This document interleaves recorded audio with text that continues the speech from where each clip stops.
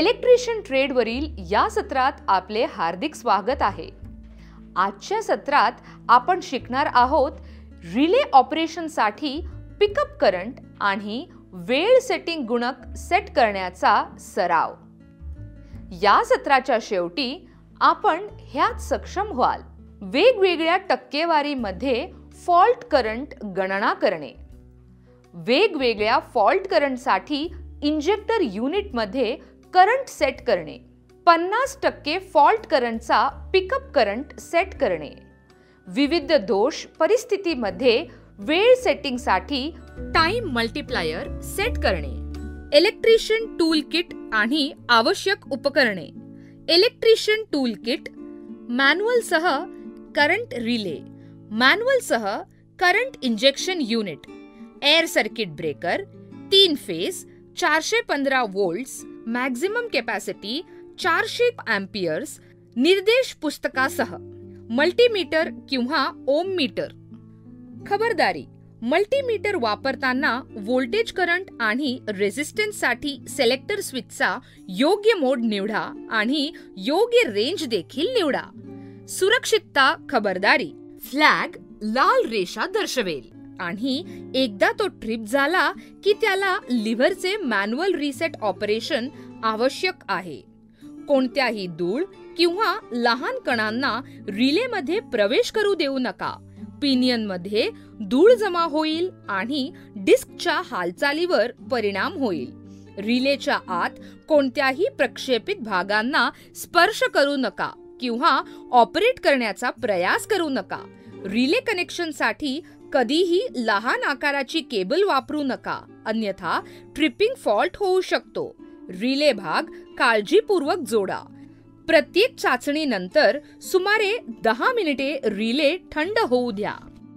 वेगवेगळ्या टक्केवारीमध्ये फॉल्ट करंटची गणना करा।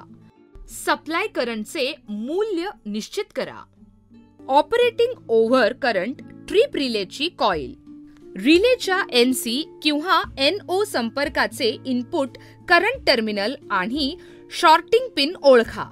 करंट इंजेक्टर युनिटला भिन्न दोष करंट स्तर प्रदान करणे आवश्यक आहे।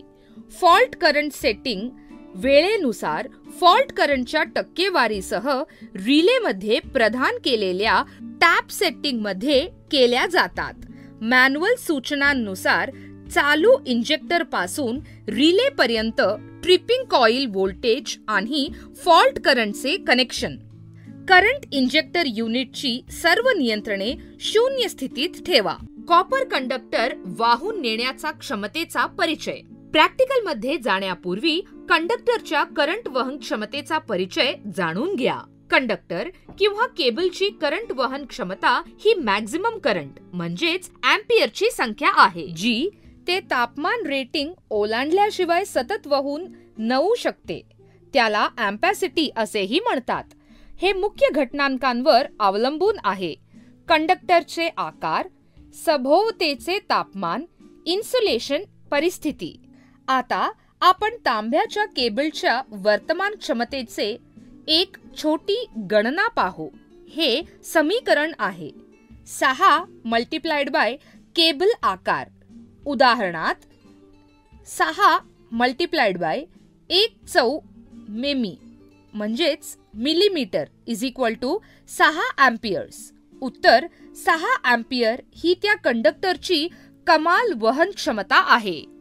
वेगवेगळ्या फॉल्ट करंटसाठी इंजेक्टर युनिटमध्ये करंट सेट करा। रिलेचा टॅप समायोजित करा आणि 1 अँपियरसाठी सेट करा।